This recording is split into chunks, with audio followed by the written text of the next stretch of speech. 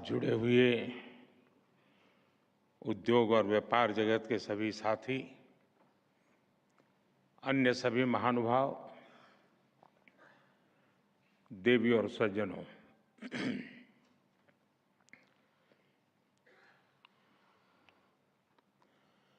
अगर युवाओं की सभा होती तो मैं शुरू करता, हाउ इज द जोश।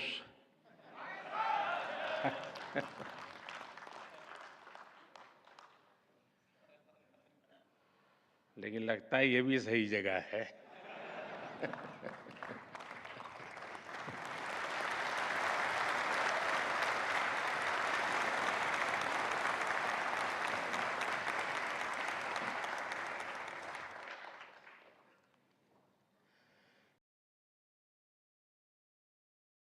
जब मेरे देश में इस प्रकार से जीवन के हर क्षेत्र में स्थिरता प्राप्त किए व्यक्ति जोश से भरे हुए हो तो मेरा देश कभी पीछे नहीं हट सकता।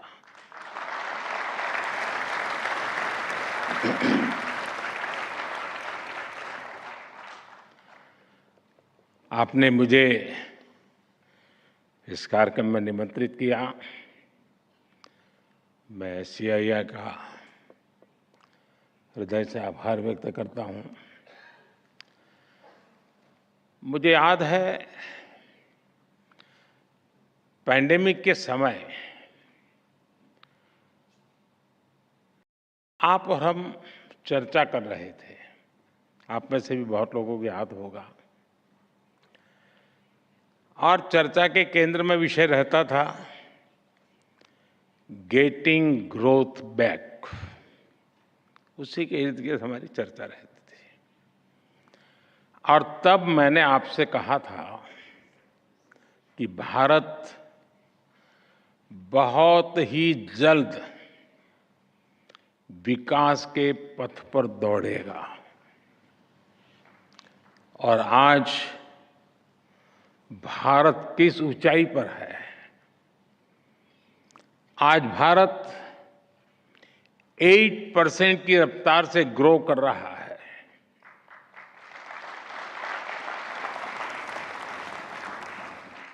आज हम सभी डिस्कस कर रहे हैं जर्नी टवर्ड्स विकसित भारत। ये बदलाव सिर्फ सेंटिमेंट्स का नहीं है। ये बदलाव कॉन्फिडेंस का है। आज भारत दुनिया की 5वीं सबसे बड़ी आर्थिक ताकत है। और वो दिन दूर नहीं जब भारत दुनिया की तीसरी सबसे बड़ी इकोनॉमी पावर बन जाएगा।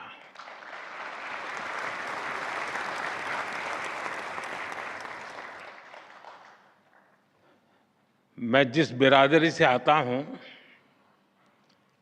उस बिरादरी की एक पहचान बन गई है कि चुनाव के पहले जो बातें करते हैं चुनाव के बाद भुला देते हैं। लेकिन मैं उस बिरादरी में अपवाद हूं। और इसलिए मैं आपको याद कराता हूं कि मैंने कहा था कि मेरे तीसरे टर्म में देश तीसरे नंबर की इकोनॉमी बनेगा।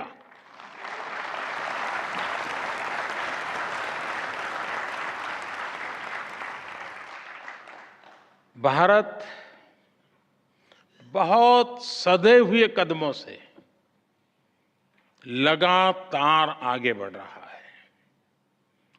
साथियों, जब 2014 में आप सब ने हमें देश की सेवा करने का अवसर दिया, 14 में जब हमारी सरकार बनी तो सबसे बड़ा प्रश्न यही था कि इकोनॉमी को वापस पटरी पर कैसे लाएं। 2014 के पहले की फ्रेजाइल 5 वाली स्थिति और लाखों करोड़ के घोटालों के बारे में यहां हर किसी को पता है। हमारी इकोनॉमी की क्या स्थिति थी, इसकी बारीकियां सरकार ने व्हाइट पेपर जारी करके देश के सामने रखी है। मैं उसके विस्तार में नहीं जाऊंगा, लेकिन मैं आपसे अपेक्षा करता हूं कि आप जैसे लोग, आप जैसे संगठन उस पर जरूर अध्ययन करें, आपके यहां डिबेट करें कि हम कहां खड़े थे और कैसी बीमारियों के शिकार हो गए थे। भारत और भारत की इंडस्ट्री को उस महासंकट से निकालकर हम इस ऊंचाई पर लाए हैं। अभी कुछ दिन पहले ही बजट आया है और मैं देख रहा था, एक अच्छा डॉक्यूमेंट आपका बना है, मैं अभी देख रहा था, मैं जरूर अध्ययन करूंगा उसका। और जब बजट अभी आया है, आप भी बजट की चर्चाओं में अभी भी व्यस्त हैं, तब बजट से जुड़े ही कुछ फैक्ट्स मैं आज आपके सामने रखना चाहूंगा। फ्रेंड, 2013-14 में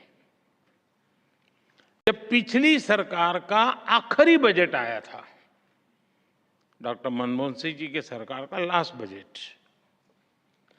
वो 16 लाख करोड़ रुपए का था, 16 लाख करोड़। आज हमारी सरकार में ये बजट 3 गुना बढ़कर 48 लाख करोड़ रुपया पहुंच गया है।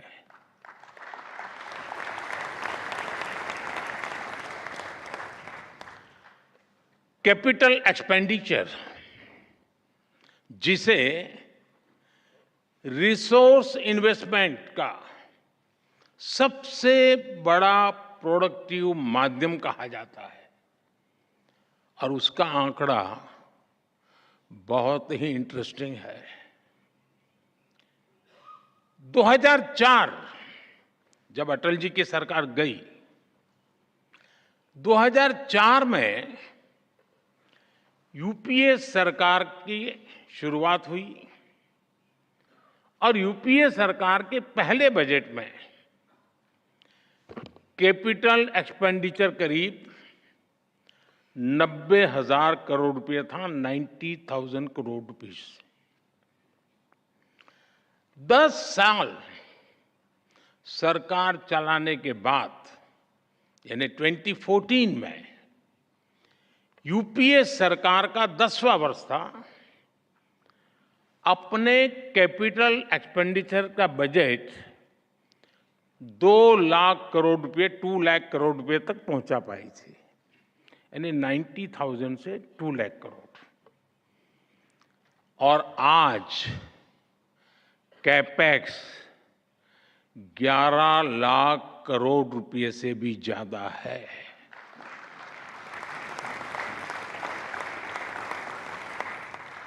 यानी 2004 टू 2014 के 10th ईयर में कैपेक्स किसी तरह दुगुने पर पहुंचा था, जबकि हमारी सरकार में कैपेक्स 5 गुना ज्यादा से बढ़ा है। और आप अलग अलग सेक्टर्स को देखेंगे तो भी आपको सटीक अंदाजा मिलेगा कि आज भारत किस तरह हर सेक्टर की इकोनॉमी पर फोकस कर रहा है। पहले की सरकार के 10 साल की तुलना में हमारी सरकार ने रेलवे का बजट 8 गुना बढ़ाया है। हाईवेज का बजट 8 गुना बढ़ाया है। एग्रीकल्चर का बजट 4 गुना से ज्यादा बढ़ाया है और डिफेंस का बजट 2 गुने से अधिक बढ़ाया है। और साथियों, हर सेक्टर में बजट में ये रिकॉर्ड बढ़ोतरी और साथ साथ टैक्स में रिकॉर्ड कटौती करने के बाद की गई है। 2014 में 1 करोड़ रुपए कमाने वाली एमएसएमईज को प्रिजम्पटिव टैक्स देना होता था, 1 करोड़। अब 3 करोड़ रुपए तक की आय वाली एमएसएमईज भी इसका लाभ उठा सकती है। 2014 में 50 करोड़ तक कमाने वाली एमएसएमईज को 30% टैक्स देना होता था। आज ये रेट 22% है। 2014 में कंपनियां 30% कॉर्पोरेट टैक्स देती थी। आज 400 करोड़ रुपए तक की आय वाली कंपनियों के लिए रेट 25% है। और फ्रेंड्स, बात सिर्फ बजट एलोकेशन बढ़ाने या टैक्स कम करने की नहीं है, बात गुड गवर्नेंस की भी है।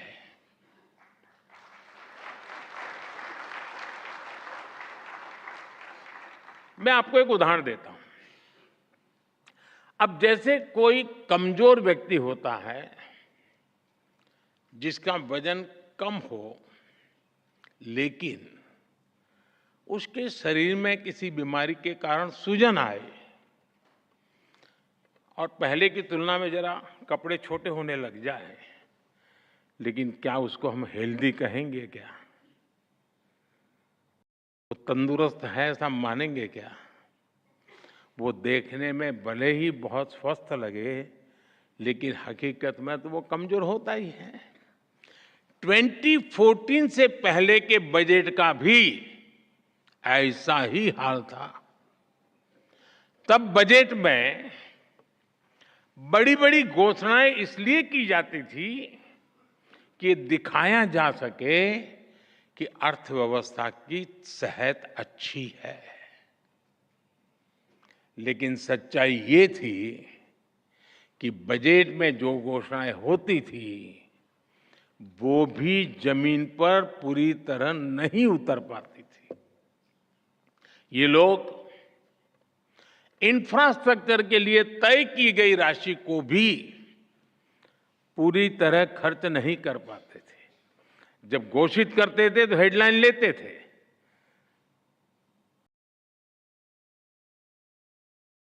शेयर मार्केट में भी शायद थोड़ी दिखाई देता होगा।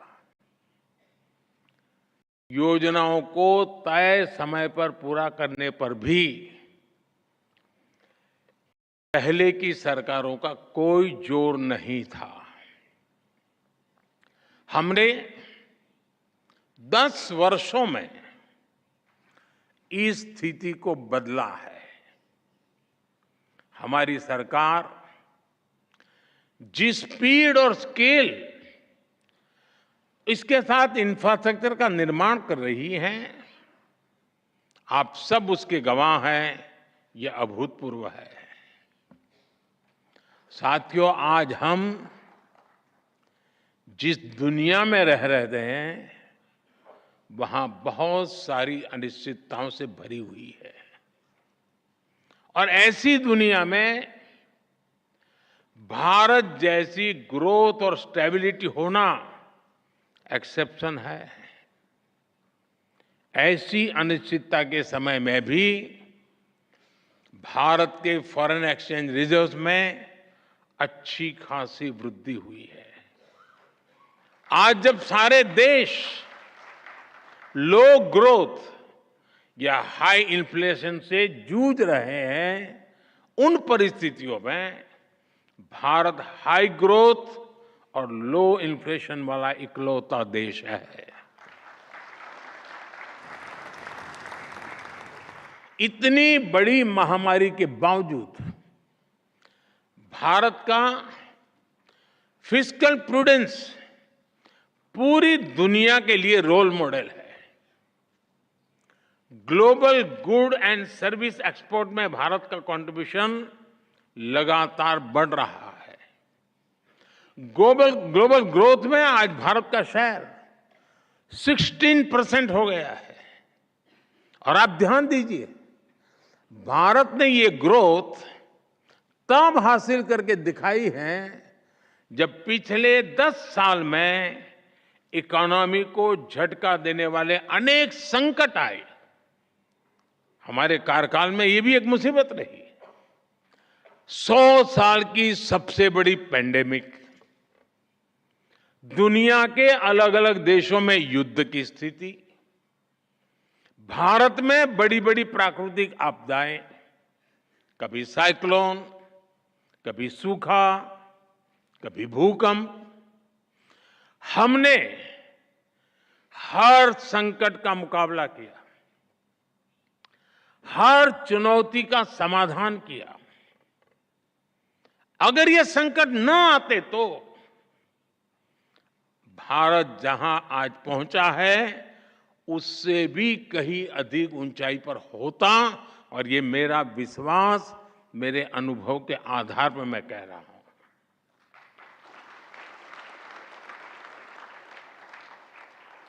साथियों, आज देश विकसित भारत के संकल्प को लेकर चल रहा है। बीते 10 वर्षों में 25 करोड़ लोग गरीबी से बाहर निकले हैं। हम देश के नागरिकों की ईज ऑफ लिविंग पर फोकस कर रहे हैं। हम देश के नागरिकों की क्वालिटी ऑफ लाइफ पर फोकस कर रहे हैं। साथियों, इंडस्ट्री 4.0 को ध्यान में रखते हुए हमारा बहुत अधिक फोकस स्किल डेवलपमेंट और एम्प्लॉयमेंट पर हमने केंद्रित किया है। आज देश के युवाओं में एक मिजाज बना है कि अपने दम पर कुछ करके दिखाना है। इसमें मुद्रा योजना हो, स्टार्टअप इंडिया अभियान हो, स्टैंड अप इंडिया हो, युवाओं की बहुत मदद कर रही है। मुद्रा योजना से लगभग मदद लेकर के 8 करोड़ से ज्यादा साथियों ने पहली बार कोई बिजनेस शुरू किया है।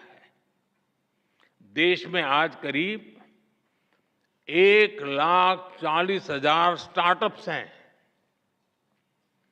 और इनमें लाखों युवा काम कर रहे हैं, नए नए साहस कर रहे हैं। इस बजट में भी जिस 2 लाख करोड़ रुपए के पीएम पैकेज की घोषणा हुई है, चारों तरफ उसकी वाहवाही हो रही है, खूब प्रशंसा हो रही है। इसका सीधा लाभ 4 करोड़ से अधिक युवाओं को मिलने का। ये पीएम पैकेज होलिस्टिक और कॉम्प्रिहेंसिव है। ये टुकड़ों में नहीं है, ये इंटरलिंक है, एंड टू एंड एक सॉल्यूशन है। इसका विजन स्पष्ट है। भारत की मैन पावर ग्लोबली कॉम्पिटिटिव हो, भारत का प्रोडक्ट ग्लोबली कॉम्पिटिटिव हो और सिर्फ क्वालिटी नहीं बल्कि वैल्यू की दृष्टि से भी वो कॉम्पिटिटिव हो। हमारे युवाओं की स्किल बढ़े, उनका एक्सपोजर बढ़े, उन्हें आसानी से रोजगार मिले। इसके लिए हम इंटर्नशिप स्कीम लेकर आए हैं। एम्प्लॉयमेंट जनरेशन करने वाले आप जैसे जो लोग हैं, उनको लार्ज स्केल पर इंसेंटिव मिले, इसका भी हमने ध्यान रखा है।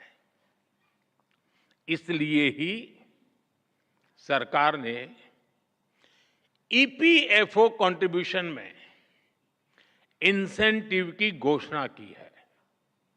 साथियों, हमारी सरकार का इंटेंट और कमिटमेंट एकदम साफ है। हमारे डायरेक्शन में कोई डायवर्जन नहीं है। चाहे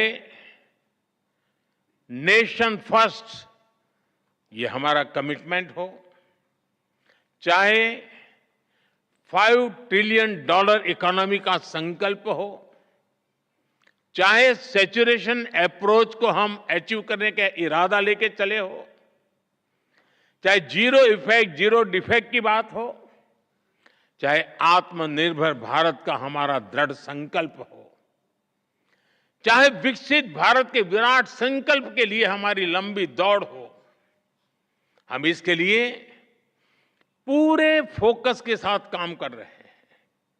हम योजनाओं को निरंतर विस्तार देते हैं, उनकी प्रोग्रेस की समीक्षा करते हैं। आप सरकार की अप्रोच,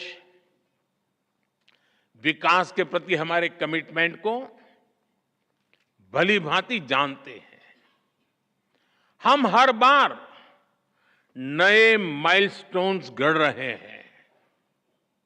इसलिए इंडस्ट्री से भी मेरी यही अपेक्षा है कि वो सरकार के साथ कंधे से कंधा मिलाकर विकसित भारत के सपनों को साकार करने के लिए सरकार के साथ स्पर्धा करे, सरकार को भी पीछे रख देकर जीत हासिल करे, ये मेरी आपसे अपेक्षा है। जी,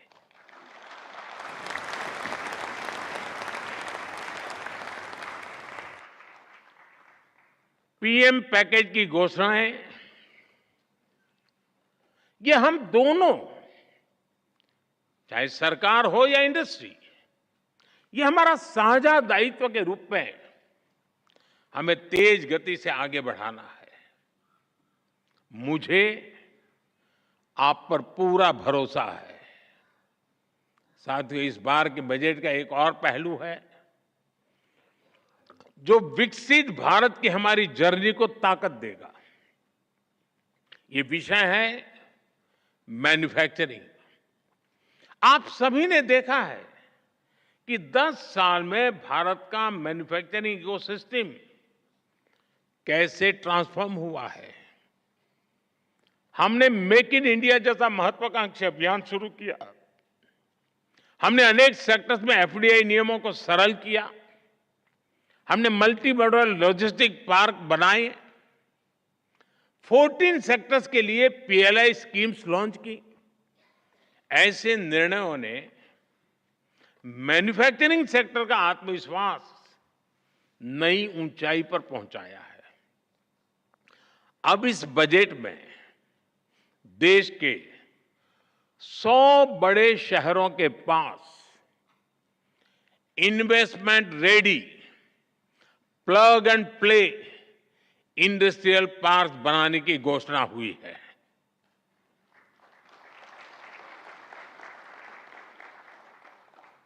ये 100 शहर विकसित भारत के नए ग्रोथ हब बनेंगे। सरकार मौजूदा इंडस्ट्रियल कॉरिडोर्स का भी आधुनिकीकरण करेगी।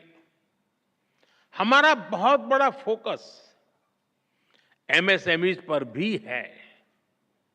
इससे करोड़ों लोगों को रोजगार मिलता है। सरकार ने एमएसएमई को सुविधाएं देने के साथ ही उनकी चुनौतियों को एड्रेस किया है। एमएसएमईज को जरूरी वर्किंग कैपिटल और क्रेडिट मिले, उनके कंप्लायंस बर्डन और टैक्सेस कम हो, उनकी मार्केट एक्सेस और संभावनाएं बेहतर हो,